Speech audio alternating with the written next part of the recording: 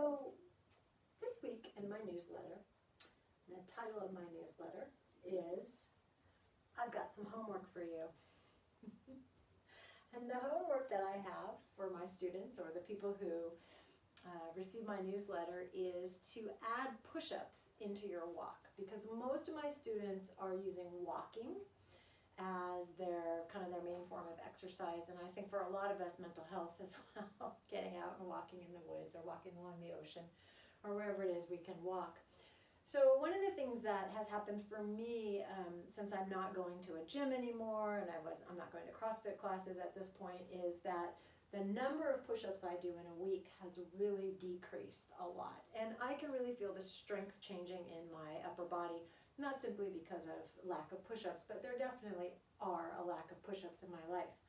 Not only that, but I'm walking a lot, I'm hiking a lot, and I will be backpacking a lot. And when I'm backpacking, hiking, and walking or running, I'm using my legs a lot. My legs are getting a lot of strength and tone and endurance, and my upper body is not. So an easy remedy for that is to add push-ups into your walk. So the homework that I'm asking my students to do this week is add in 3 sets of 5 push-ups. That's only 15 push-ups. But if you walk 7 days, that's over 100 push-ups a week. That's way more than you're doing right now, probably.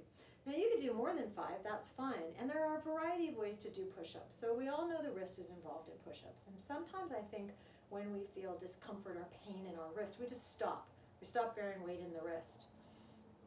And if that's your choice, that's fine. I just want to tell you that when we move a joint or when we bear weight in a joint, it has to adapt to the process of our bearing weight in that joint. And we may have things like osteoarthritis, or we may have muscle weakness in the forearm that makes bearing our weight in the wrist difficult, or arthritis at the base of the thumb. All those things are real, or are a reality, but I also want you to consider the fact that if you start small and you build over time, so it doesn't mean that just once a week in your yoga class a teacher asks you to do plank pose, that's all your wrists are being asked to do. It means that over time you build what we call adaptation in the tissues of your body. So your tissues will adapt to what you ask them to do. So in terms of your push-ups, I'm going to show you several different varieties. I'm going to show you a push-up against a wall. So if you're out on a walk, this could easily be done against a tree or the side of a building. And then I'm going to show you a push-up. Actually, I'm going to use this tall stool, which is a little narrow, but it might be more the size, a little lower than a counter or the side of a fence maybe, or it would have to be sturdy.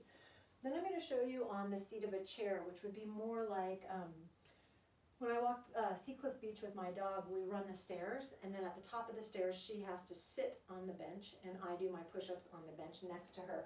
So my push-ups are done at this level.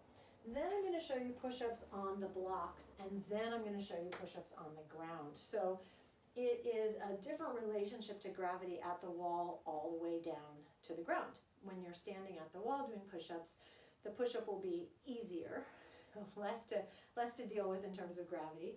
When you're doing a straight leg push-up on the ground, you'll have to, the load will be considerably more throughout your whole body, not just the wrist.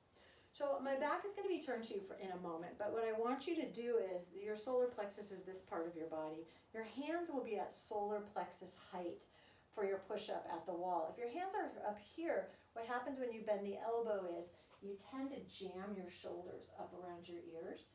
Yep.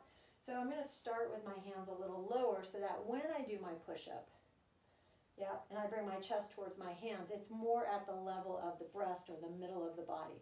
And the next question might be, how wide should my hands be? In yoga, obviously, we have Chaturanga Dandasana, which is a shoulder width position.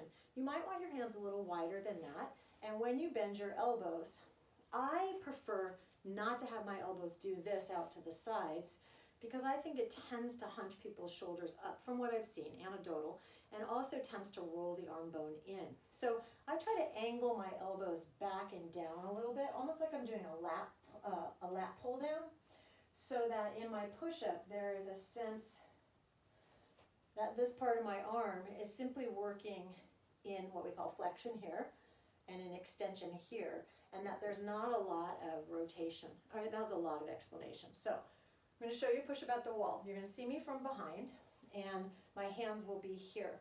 I'm going to really work hard to keep the top of my throat in and really keep my body from my crown of my head to my tailbone very lengthened. I'm also in the push-up potentially going to not have my heels on the ground. Completely fine. So I'm going to come to the wall, place my hands a little wider than shoulders at solar plexus. I'm going to rise up to the balls of my feet. And I'm also going to go slowly into the wall. That's the eccentric contraction. So that's the like loading the slingshot so that I can powerfully push away from the wall. So I'm going to come into the wall. 1, 2, 3, 4. Push. 1, 2, 3, 4. Push. Now, somebody who's dealing with a shoulder injury and scapula that are not tracking super well, that's a great way to start your push-ups, because your shoulder blades are less likely to pull together in your push-up. Shoulder blades stay pretty still as my elbows bend and lengthen. All right, so that's a wall push-up.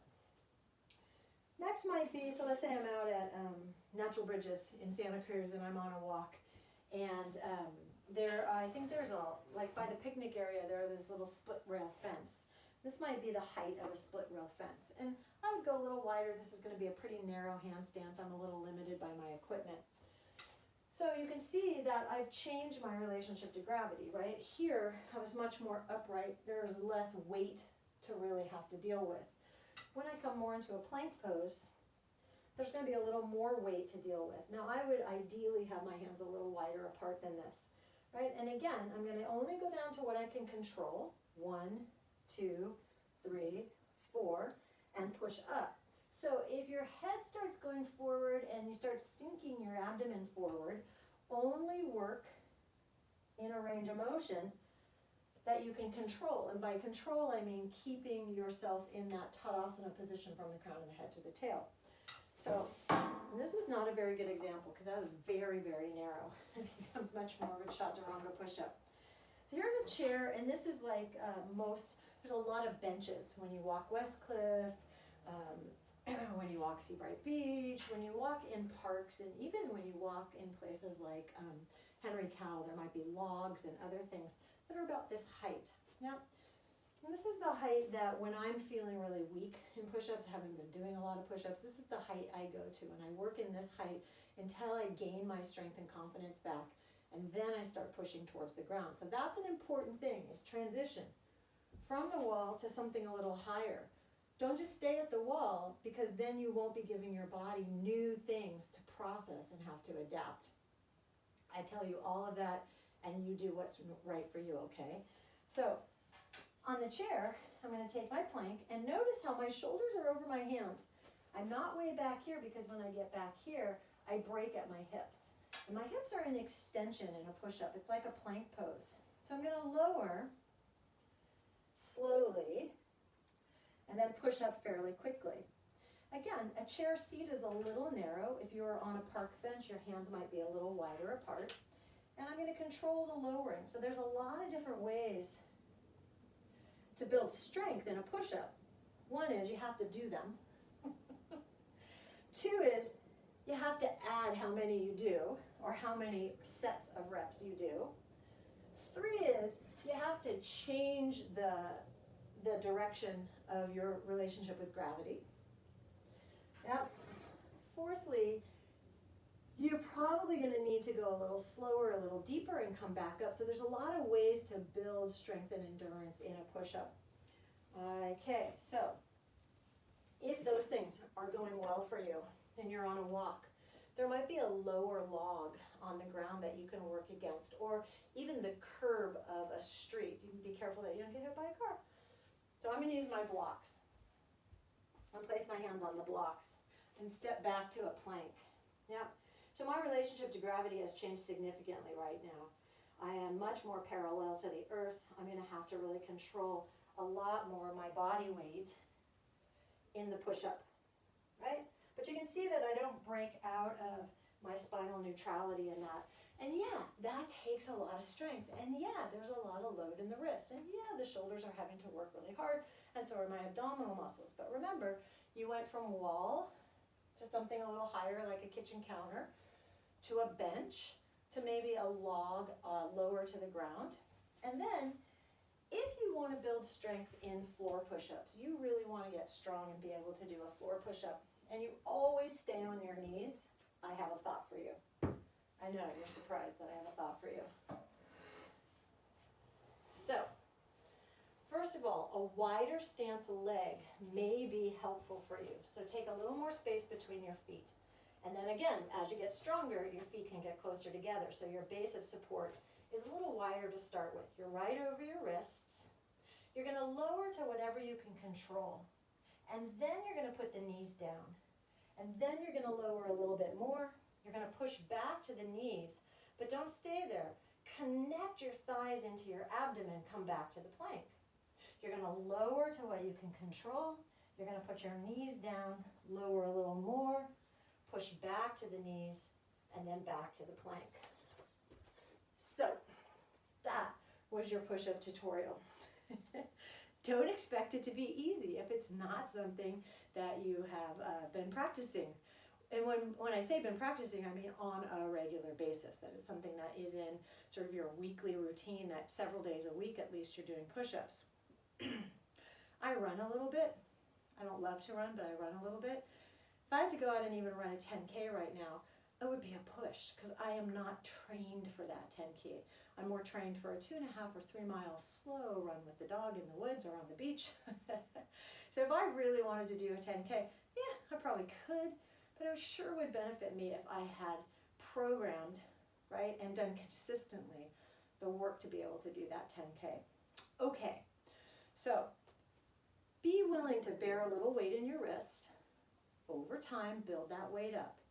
Be willing to play with the different heights of push-ups. Find where you're comfortable, and then after you've been comfortable there for maybe a week or two, make it a little harder by adding more reps, going deeper, or coming a little bit lower.